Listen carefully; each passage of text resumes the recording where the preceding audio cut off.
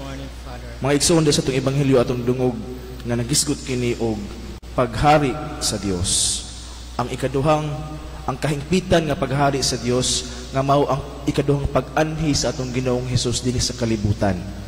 Nya kini pagsangyaw sa katapusang panahon, daghan kaayo ang mo-claim nga nahibalo sila. Nya bisan pa man sa panahon pa ni Jesus iya na kining giingon, daghan pa kaayo gyapon sa ato ang motuo ug naay miingon nga lantawa, naanay mga bagyo, naanay mga linog, hapit na gyud moabot ang Ginoo. Matapos na gyud ang kalibutan. Mao kung gusto ninyo maluwas, kadto mo sa akong bukid kay hatagan mo kamog kaluwasan. Walay makaingon ni ana. Si Jesus mismo nag-ingon nga ayaw ninyo susiha kung naay mo ingon nga tuara or tiara ang gingharian sa Dios. Ayaw pagtuo kung maingon nga kung ikaw maunay kakatabo sa imong kinabuhi, maunay kakatabo sa kalibutan karon, mauna gyud ni ang panahon nga muadto ka sa akong coffee shop aron mahatagan ka sa maong kaluwasan.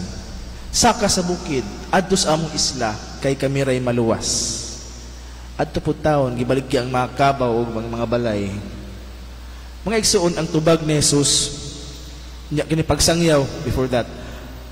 Ang pagsangyaw sa paghari sa Dios dili gyud alang sa kaugalingon. Ingon si Jesus nga apan kinahanglan mag-anto siya pag-ayog unya isalikway siya sa mga tawo nga nagpuyo niining panahon na.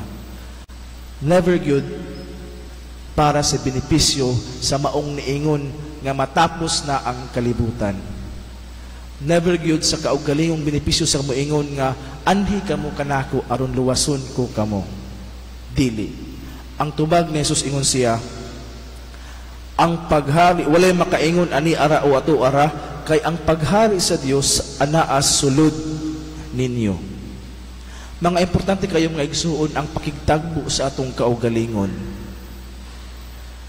Kadumdum ko katong Hulyo, katong among retreat dito sa Baguio. Si Father Larlar, usa ka Agustino nga pare, nagpahinumdum siya sa amoa sa tulo ka bahin nga mao yung pagtagbo sa kaugalingon. Ingon siya, una, do not run away from yourself. Ayaw pagdagan sa realidad sa imong kaugalingon. Kung usahay din mo masabtang imong kaugalingon, nganong ingani man akong bation makita kog ingani nga butang. Nganong makita kog dugo mukurog man ko. Ang atong mga trauma, ang atong mga baggages, ang mga horrors nga atong nasinati katong batan-on pa kita katong bata pata, parte sila sa atong kung kinsa ta ug unsa ta karon. Ayaw kahadlok, ayaw dagan sa realidad sa imong kaugalingon. Ikaduha, ingon siya nga sa imong dili pagkahadlok, sa imong ayaw pagdagan sa imong kaugalingon, adto sa kinailadman sa imong pagkatao. Return to yourself. Since in the interior daw, diha sa kailadman sa imong pagkatao, makita ang tinuod gyud nga kamatuoran sa atong pagkatao. Diha sa atong pagsulod, sa atong pakigtagbo sa kailadman sa atong kaugalingon, atong makita ang pinaka-precious nga jewel nga mao ang realidad nga kita gihimo sa imahe, or image and likeness of God. Simple nga mga realidad apan usahay makalimtan nato. Ikatulo, sa atong pagkigtagbo balik sa atong kinailadman sa atong kaugalingon, diha nato makita ang Ginoong Dios.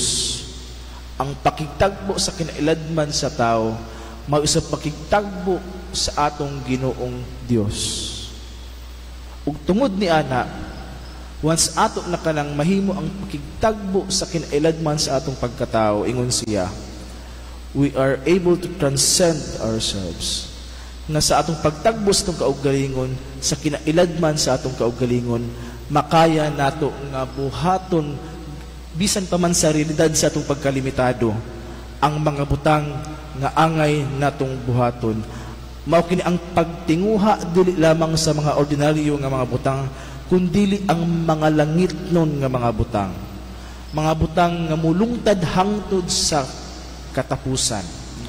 Mga butang nga atong gidesire aron matuman ang gingharian sa Dios sa atong kaugalingon.